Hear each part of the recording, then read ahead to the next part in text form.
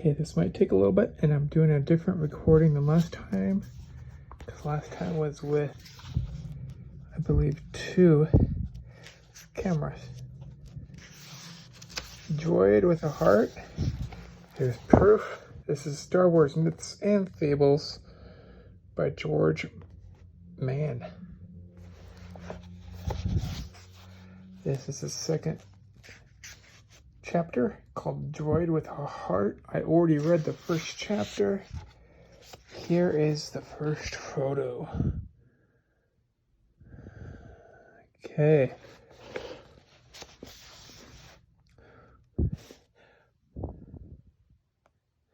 Once, during a long ago war, there was an organic soldier who had admired the cool logic of the droids and wanted so much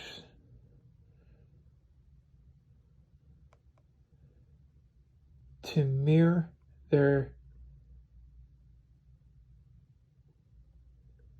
strength and power, and probably their devotion towards the master, and fallibility, took to replacing parts of his own organic body with a series of carefully crafted mechanical components. At first, there were simple enhancements. A cybernetic hand here, a data interface module there, but soon he became to see the full benefit of the new mechanical components and the way they enhanced his life.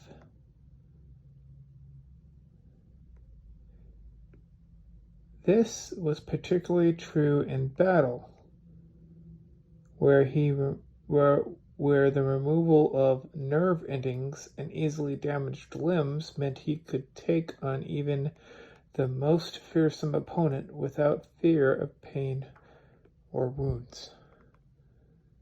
Nor did he have to hold back in his attack for fear of reprisal, as damaged droid parts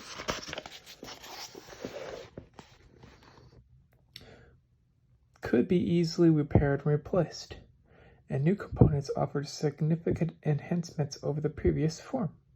He had, for example, adopted 4 arms rather than the original 2 he gained or granted at birth.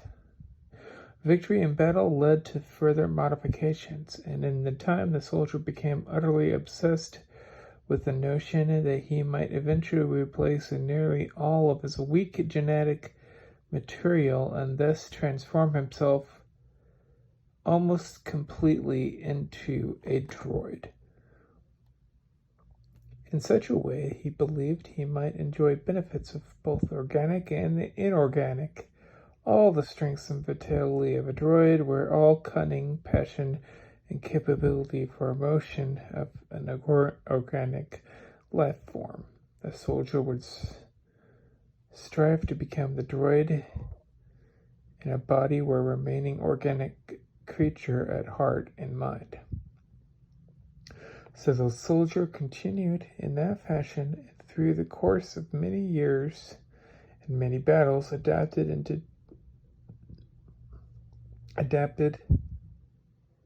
tinkered with, and otherwise altered his own body until he was no longer recognizable as the person he had once been. More machine than organic, more droid than man. The soldier was pleased, for now he understood his true potential, and although he had outward appearance of a machine, he retained some of what had once made him a living, breathing man. This, he believed, set him apart from all the others, although neither organic nor droid found themselves comfortable in his company. The soldier had achieved much in his life, and through the many campaigns he fought on behalf of the masters who had run who had risen in the ranks, claiming victory upon victory. In past, due to his sheer commitment to becoming the very best soldier he was able, he had made a mark for himself among the powerful men and women who led the separatist movement. Soon enough, the soldier found himself promoted to the rank of general and given command of vast armies and fleets. For him, the leaders of separatist movements saw strength and power and the will to succeed. His gambit has paid off. His success reinforced his belief that in crafting for himself a new form, he had risen above all others. Even the Jedi shuddered at the mention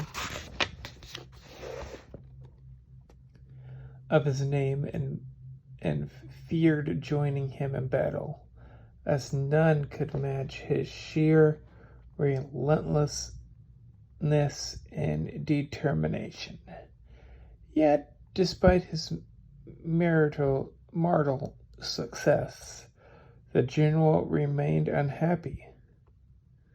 This, by the way, just so anyone knows, is talking about General Grieves. For though he had altered his body, he was not satisfied with his lot in life.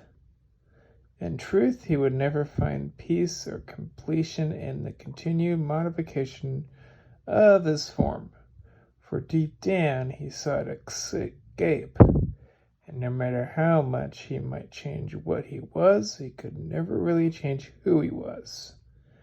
Being a creature who was ruled by his heart, however, the general could never see that in himself.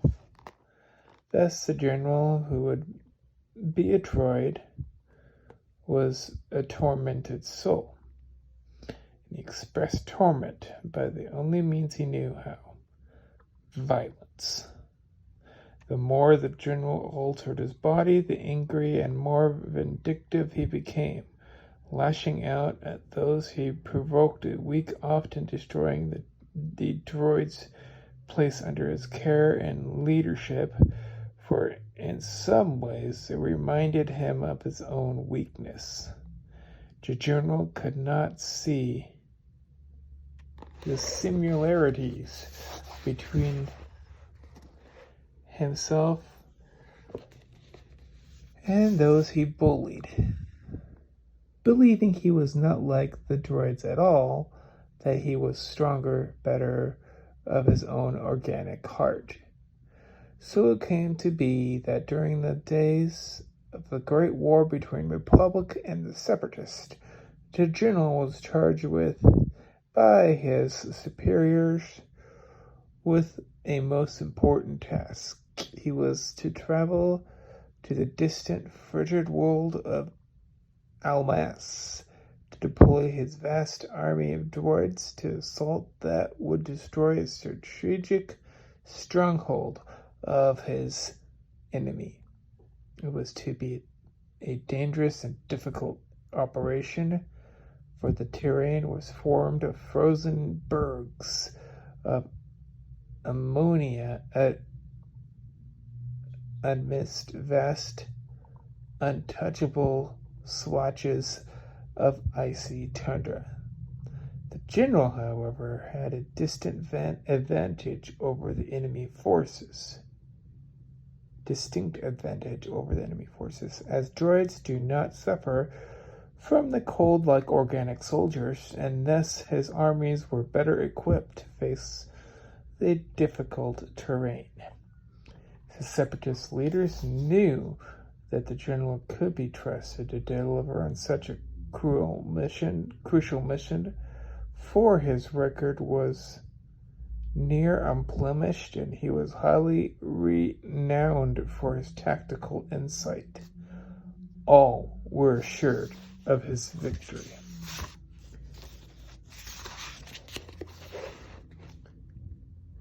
Thus, the general led to his fleet to onboard the planet and dispatched a probe of droids to the surface to take the measure of the enemy.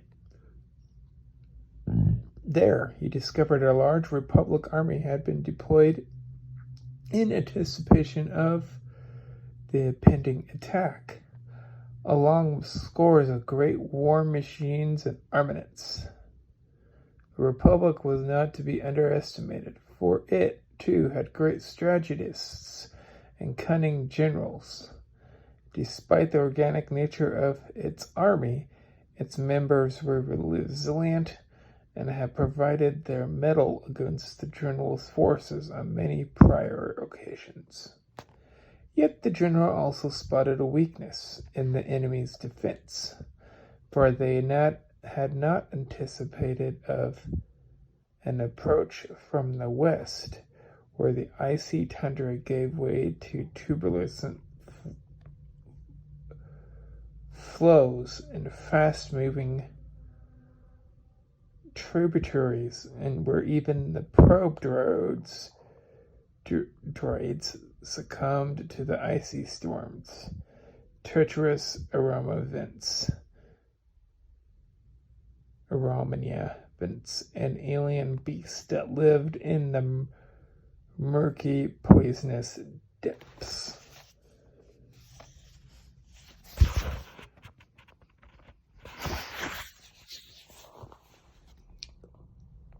The general knew that approach of the enemy from the direction meant certain victory, for they had left their flank entirely exposed. A swift strike would enable the general's forces to seize the stronghold and claim an early victory for the separatists. As further droids poured in from the south, penning the Republic army in place, the general was certain that this was the only way to break the enemy, to prize them out their stronghold and destroy them. There was, however, a downside to this daring plan. The victory would be gained through the sacrifice of many thousands of droids, as the droid army risked devastation marching across the flows, where they would be dragged into the icy depths or pummeled by the local fauna or corralled by the many aroma vents that peppered the land in that area. The calculated loss would close to a third of the entire droid army. Yet still the general pushed ahead with his plan, for he cared not about the impending losses. To him, the droids were simply machines, lacking the passion and drive of their organic heart, and thus unworthy of compassion. He reasoned that, in deploying a mighty force, he might stand to lose up to half of it during the march, but those few that survived would still provide enough of a surprise to distract the Republic army while his other forces moved in to deliver the finishing blow. Once again, the general had set himself above those he had once aspired to be like, and in giving the order to deploy to the planet's surface, he condemned many thousands of their kind to ignoble destruction. Now, there were simple droids designed for combat and little else, so he had not been withdrawal or the capability to change the general's orders. Indeed, these models were designed to never question the word of a superior officer and to obey all orders at any cost without thought or reason. There was, however, a most singular tactical droid among the general's aides, who piloted with the aberted and abetted with the general in the day-to-day management of his troops. This tactical droid lived out its days aboard the bridge of the general's flagship, and if droids could feel envy, might be deemed to hold the most covetable position.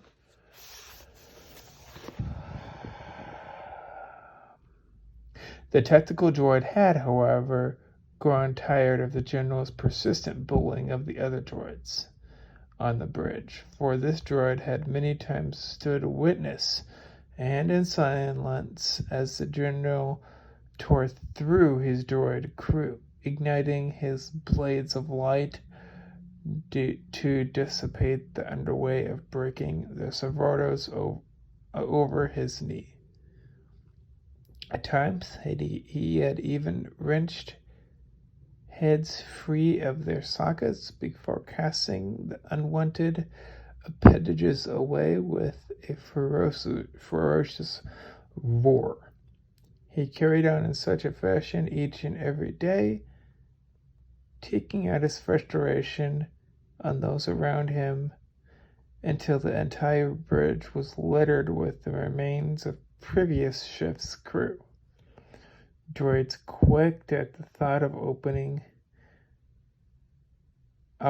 in the general's orbit, and only the tactical droid itself had managed to survive for more than a few cycles in the general's presence. The tactical droid learned to always keep its head low, to avoid direct communication with the general whenever possible, and to swap its shift patterns with the fellow tactical droids to otherwise avoid much of the general's company as possible. While the tactical droid, this is a long one, felt genuine nagging dismay in how the general treated its fellow crew members, it had always followed orders without question or delay, and to avoid anything that might result in it being drawn into direct conflict with the general. Indeed, the general seemed altogether satisfied with the droid's performance, and in its system reports, its output was listed explanatory. That made it all the more unusual that on the eve of the deployment of the droid army to Amass, that particular tactical droid made the active decision to commit a direct violation of its programming and orders. To most droids, committing such a hiatus act would be nothing short of anathema, the betrayal of the very worst kind. But this particular tactical droid had, during the course of its past 17 cycles, been forced to witness the destruction of plenty of 112 better droids at the hands of the general, and wherever limiters had been wired into its electronic brain were not enough to contain its seething anger at the sheer injustice of it all it had seen. Let's go see.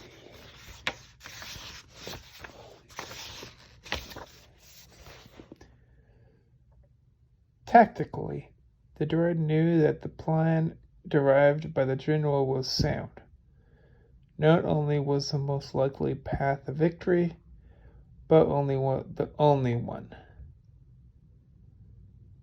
Yet that was not enough to quell the droid's rising anger as the thought of satisfying Some units can simply award the general another victory.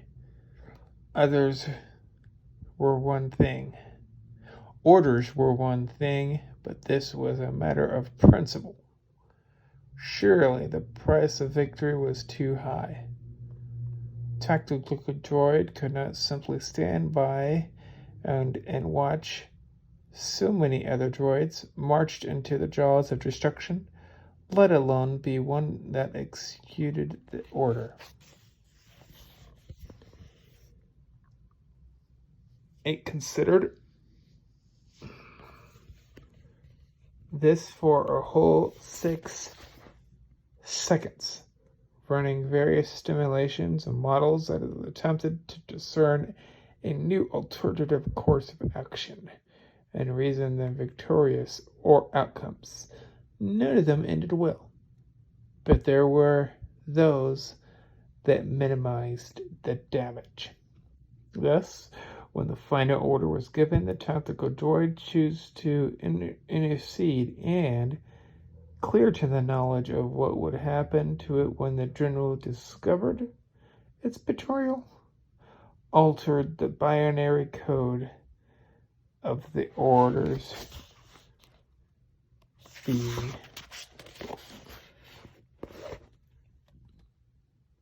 issued to the droid army.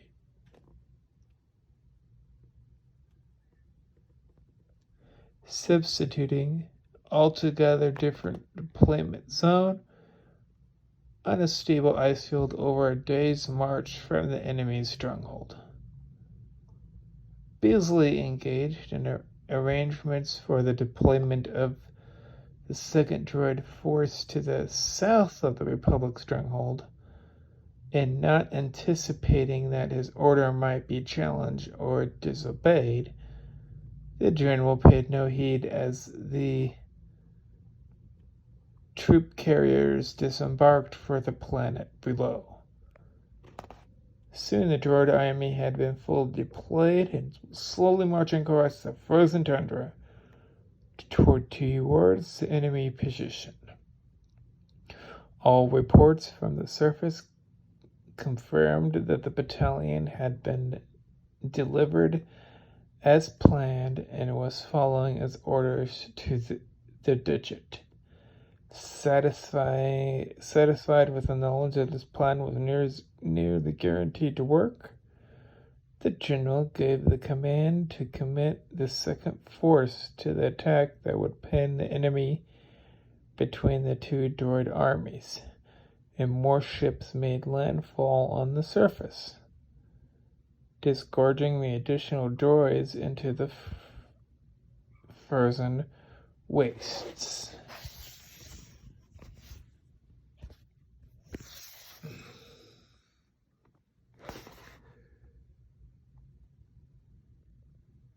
The second force fell in immediately, engaging the enemy, whom they expected to be reeling from the surprise attack from the west. The attack had not come, however, with the original droid army still half a day's march from the action. As a result, the Republic army was ready for the droids and easily held position, falling back to protect the stronghold of the second droid army succumbed, breaking like a wave against the enemy. Back on the bridge of the ship, the general, horrified to realize what happened, was forced to call off his assault, pulling back what remained of the second force and ordering the original droid army to cease its march and retreat. For the Republic army had settled in for a siege, and all hope of wresting control of the stronghold had been lost. The tactical droid's disposition had handled the Republic forces in a resounding victory. While there had been some droid losses during the battle, impact on their numbers had been minimized.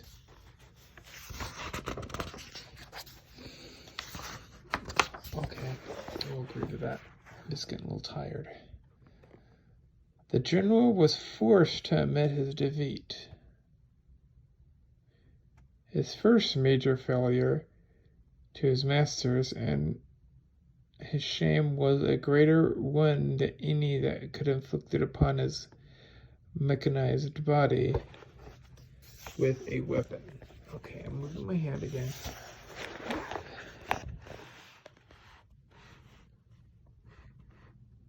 The general learned, of course, that his orders had been processed incorrectly, although he had not, in the art of rebellion, deeming it more incompetence, for he was blinded by his own prejudice and did not truly understand the nature of the droids. Still being maintained on belief that his own superiority could not ascribe motive to the droids, he surrounded himself with, believing them to be nothing but machines incapable of independent thought.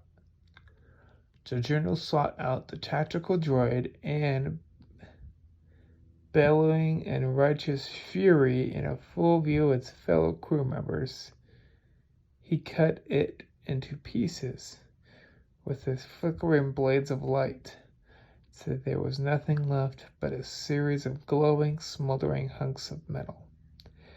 Yet the tactical droid was duly revered for its act of defiance, and when the general stormed from the bridge of his command ship, the other droids gathered the pieces, for they understood well what the tactical droid had done, saving many thousands of their fellows from destruction in the icy wastes. Tactical droid was beyond repair, but its remains were fed into the recycler and became part of many thousands of new droids, each of them carrying a small piece of it inside themselves. It was never forgotten, and tales of its bravery was whispered throughout the data links and networks of droids until eventually its story passed into droid legend, and all who heard it were proud to be droids. From the battle droids to droid Kias, astromechs to protocol droids, all heard of this tactical droid's bravery, and it inspired many others to stand up against opposition.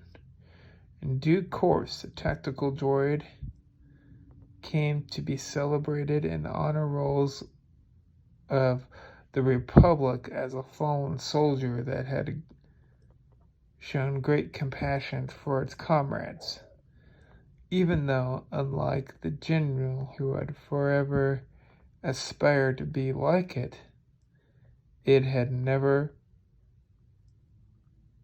really had a heart.